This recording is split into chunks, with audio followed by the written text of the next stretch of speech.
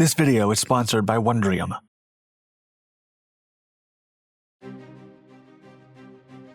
Launched in the early 1970s, U.S. Navy submarine USS Parche was initially built as one of many Sturgeon-class attack submarines. But as fate would have it, she would then be transformed into a highly specialized and unique vessel that included tiny retractable ski legs that allowed her to rest over undersea cables. As the years went by, Parche's missions evolved from ordinary attack submarine operations to secretive covert spy undertakings. Subsequently, she was outfitted with the finest monitoring gear, reconnaissance, and surveillance systems of the time. Still, most of her service details remain unknown, as her main purpose was to serve in top-secret operations, something that she exceeded at. Parche would eventually become the most decorated vessel in the history of the U.S. Navy, and would do so without ever firing a single shot in anger.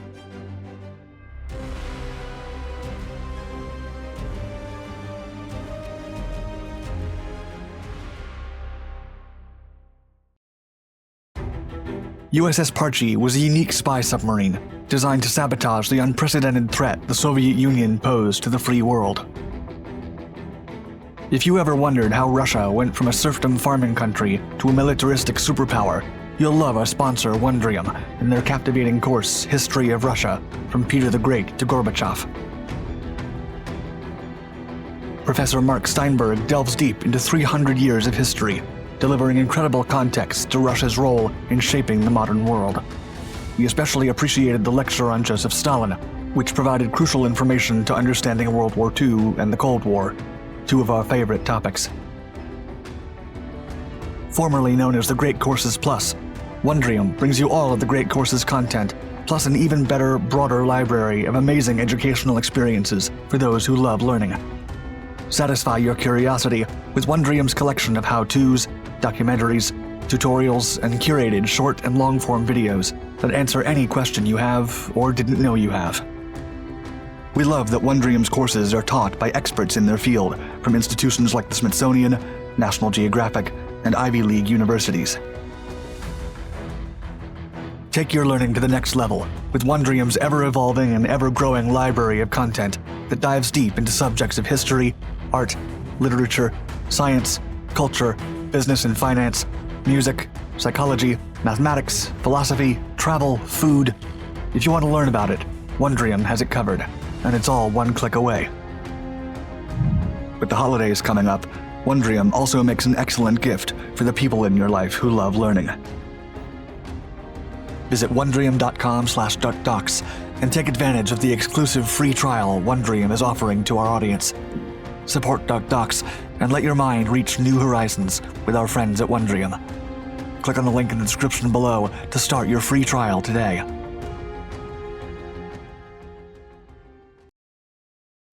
Facade. The second U.S. Navy ship named after the small coral reef butterfly fish, USS Parche SSN 683, was launched on January 13, 1973, and not even the Mississippi shipbuilders tasked with her construction could have imagined what the submarine's fate would be. Parche was a Sturgeon-class nuclear-powered fast attack submarine. This type of submarine was in service from the peak of the Cold War in the 1960s up until early in the new millennium. They were even known as the workhorses of the Navy's attack submarine fleet during a significant part of the Cold War. In essence, Sturgeons were a lengthened improvement from the Thresher Permit class that preceded them, and featured a 5-compartment arrangement with extra room in the operations compartment to accommodate additional Mark 37 torpedoes, the most advanced at the time. The class's top speed was 26 knots, but while the rest of her type received regular midlife upgrades, Parche's destiny would part from that of her family. Still, not much is known about her initial retrofit. According to Undersea Authority H.I. Sutton, Parche had a brief career in the East Coast, where she performed as a regular attack submarine before she was selected for a new job. The Navy picked her to support a highly secretive joint enterprise with the Central Intelligence Agency, the National Underwater Reconnaissance Office. Sutton stated that Parche was then sent to Mare Island on the west coast, where she received an extensive refit that enabled her to execute so-called special missions. After that, Parche joined an illustrious list of remarkable submarines that executed underwater engineering operations, a euphemism for spying missions. Among the list were USS Halibut and USS Seawolf.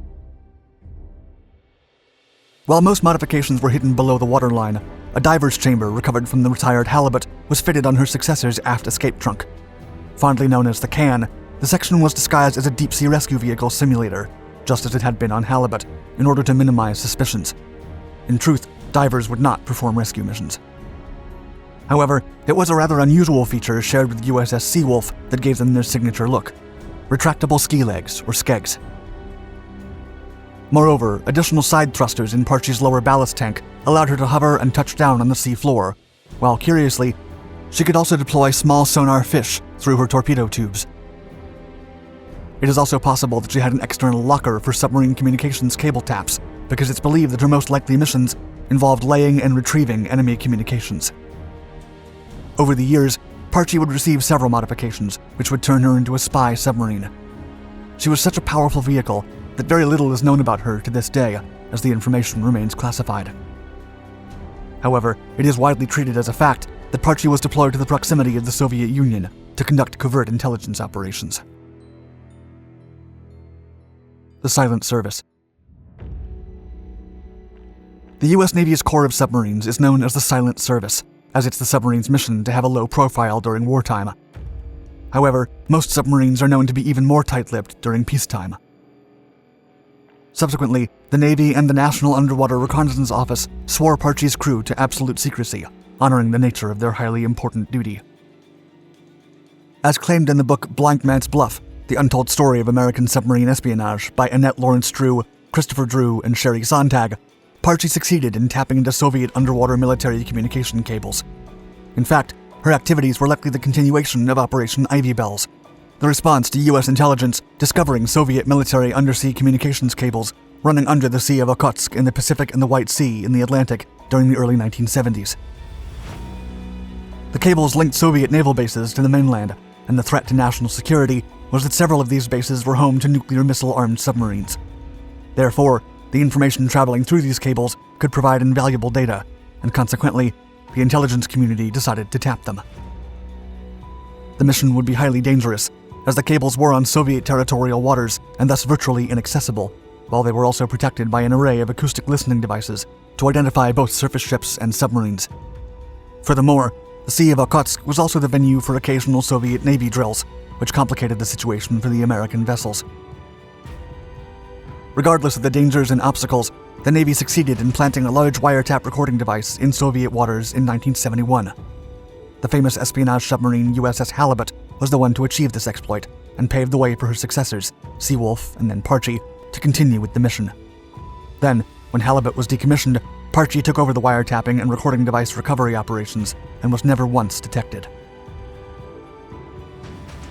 By the end of the 1970s, Parche had performed countless trips within the Sea of Okhotsk, and it wasn't until the mid-1980s that a national security agency leak revealed the existence of the illicit wiretaps. In the meantime, they proved to be immensely valuable in gathering intelligence on the Soviets. Parche also participated in cable detection and tapping operations near the North Pole and the Barents Sea, and was involved in recovering Soviet fragments and anti-shipping rockets from the seabed, after test launches that provided the Navy with material to develop countermeasures to safeguard their fleet. It is also possible that the submarine recovered Chinese missile fragments during the Third Taiwan Strait Crisis of 1995 and 1996, when the People's Republic of China fired DF-21 and DF-15 ballistic missiles into the sea to deter Taiwan's attempt at independence. Journalist Robert Carniol wrote about the incident, quote, "I suspect that Parche might have gone after these Chinese missile fragments. Furthermore, he suggested Beijing might have given away, quote, some useful missile secrets."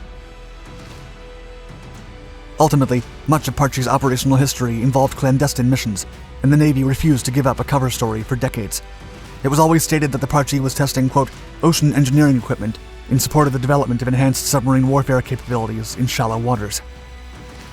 Still, despite a vast majority of her missions remaining classified, the fact is that Parche never fired a single shot in anger.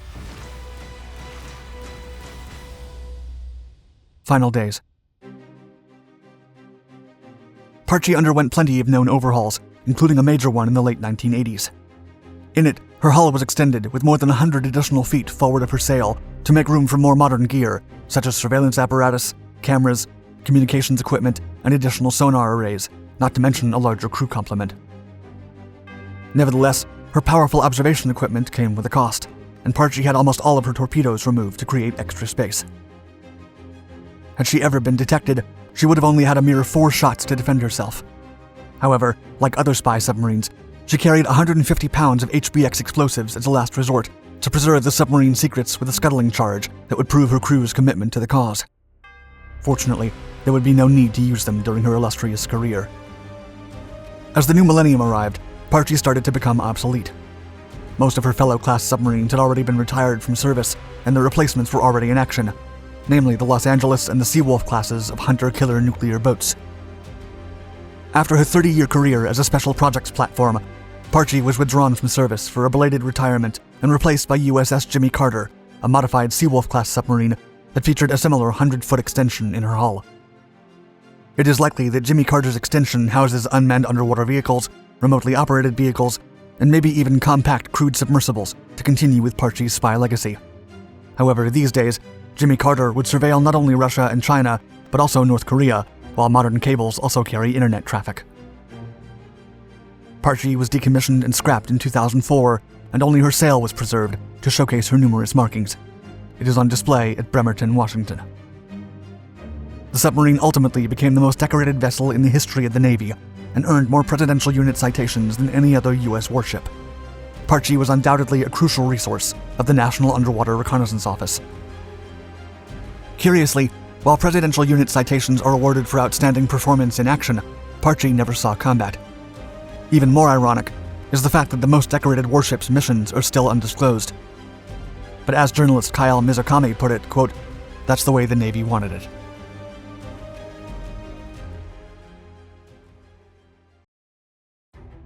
Thank you for watching, and thanks again to Wondrium for sponsoring this video. Don't forget to visit wondrium.com/darkdocs to get your exclusive free trial and an opportunity to find the answer to everything you've ever wondered about, and some things you had never even imagined.